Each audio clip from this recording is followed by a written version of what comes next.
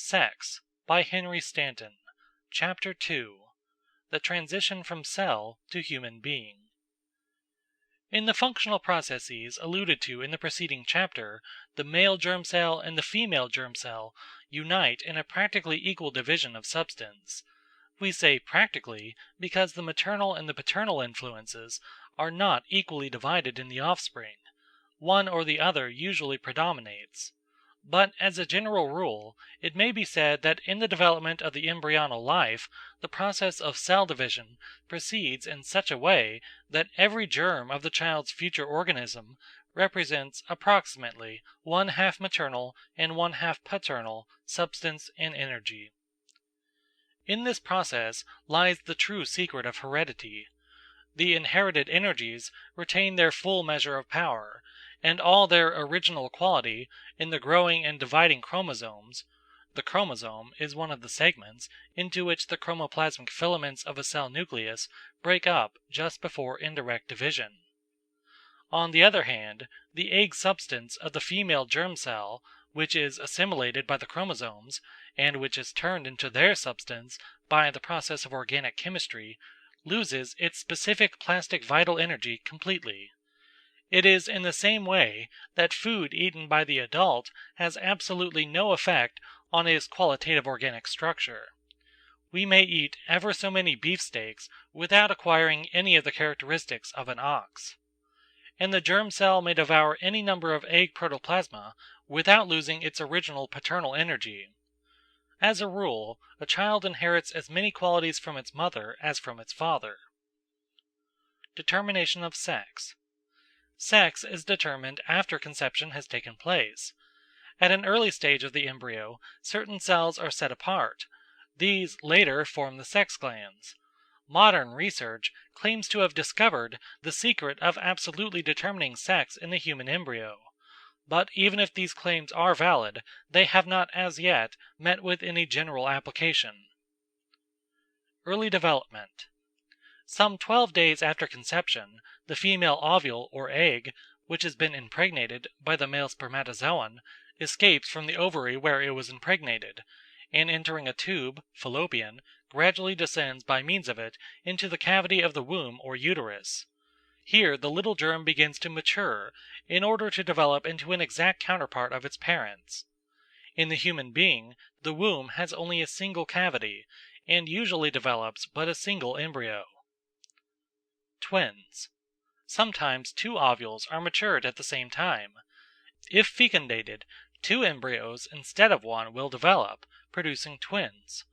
Triplets and quadruplets, the results of the maturing of 3 or 4 ovules at the same time, occur more rarely. As many as 5 children have been born alive at a single birth, but have seldom lived for more than a few minutes.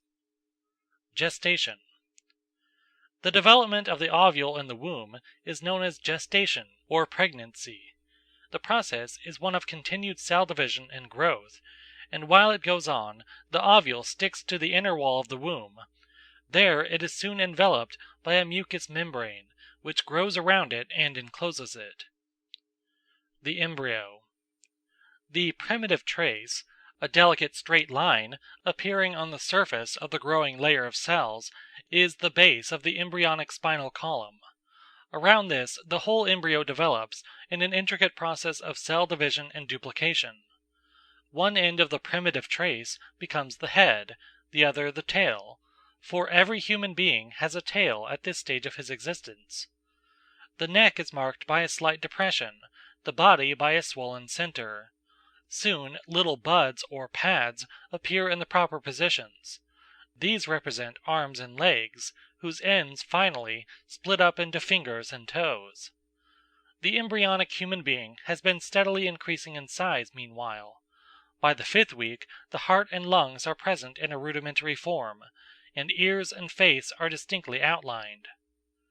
During the 7th week, the kidneys are formed, and a little later the genital organs. At 2 months, though sex is not determined as yet, eyes and nose are visible, the mouth is gaping, and the skin can be distinguished. At 10 weeks, the sexual organs form more definitively, and in the 3rd month sex can be definitely determined. The fetus.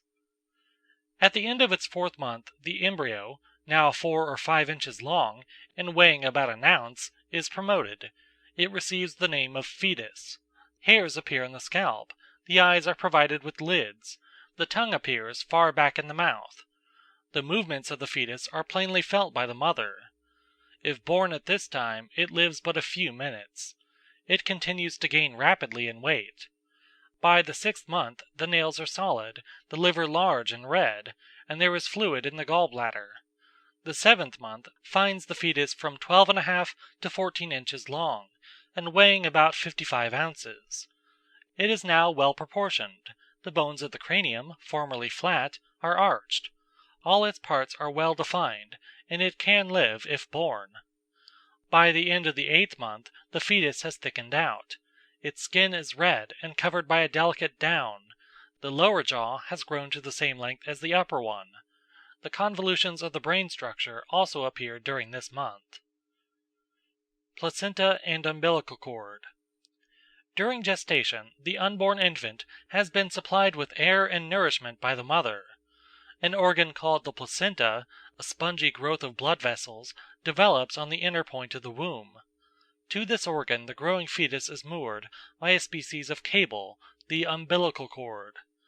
This cord, also made up mainly of blood vessels, carries the blood of the fetus to and from the placenta, absorbing it through the thin walls which separate it from the mother's blood. Only through her blood can the mother influence the child, since the umbilical cord contains no nerves.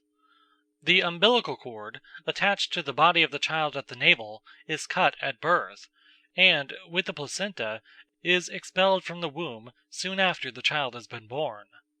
Together with the placenta, it forms a shapeless mass, familiarly known as the afterbirth, and when it is retained instead of being expelled, is apt to cause serious trouble.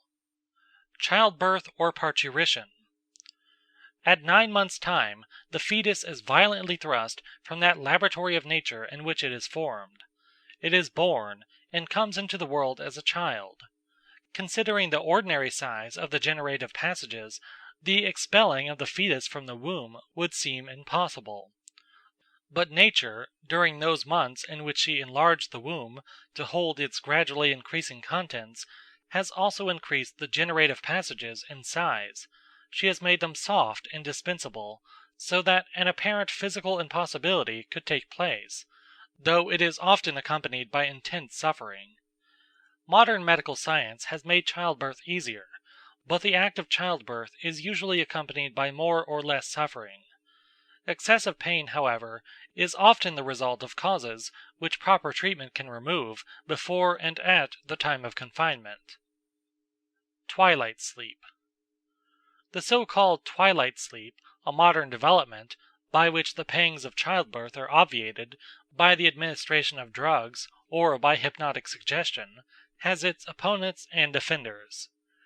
The advantage of a painless childbirth, upon which the mother can look back as on a dream, is evident. The twilight sleep process has been used with the happiest results both for parent and child. Opponents of this system declare that the use of powerful drugs may injure the child.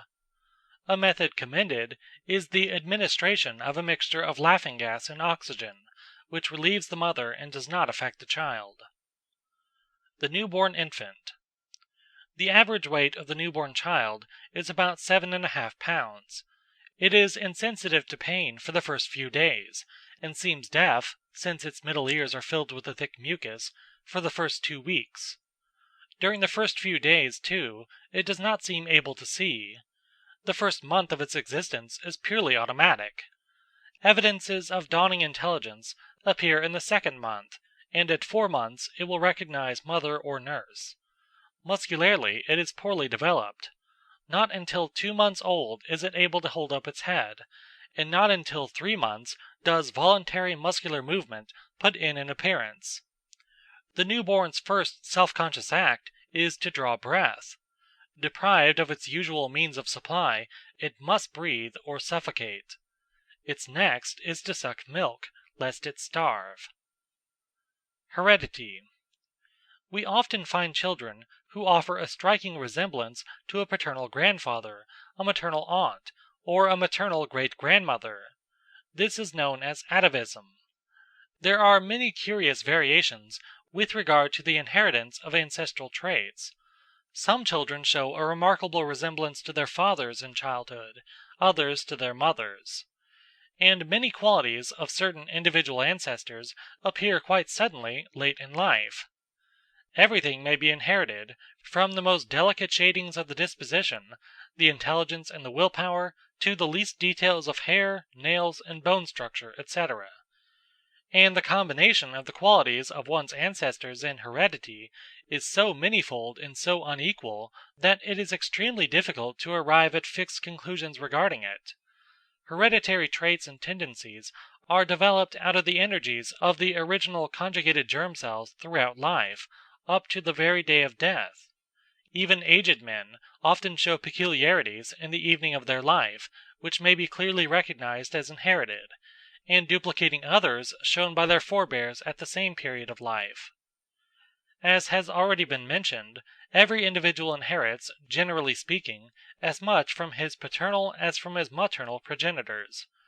This in spite of the fact that the tiny paternal germ cell is the only medium of transmission of the paternal qualities, while the mother furnishes the much larger egg cell, and feeds him throughout the embryonic period.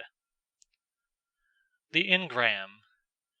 An interesting theory maintains that the external impressions made upon an organism which reacts to them and receives them might be called engrams or inscriptions. Thus the impression of some object we have seen or touched, let us say we have seen a lion, may remain engraved on our mind as an impression. Hence every memory picture is one of engrams, whether the impression is a conscious one or an unconscious one. According to the same theory, the reawakening of an older impression is an ekphory. Some new stimulation may thus ekphorate an old engram. Now, the entire embryonal development of the human child is in reality no more than a continuous process of ekphoration of old engrams, one after another. And the entire complex of our living human organism is made up entirely of these energy complexes engraved on our consciousness or subconsciousness. The sum total of all these engrams in a living human being, according to the theory advanced, is given the name of nema. That which the child receives in the way of energies contained in the germ cells from its ancestors is his hereditary nema, and that which he acquires in the course of his own individual life is his acquired or individual nema. End of chapter 2.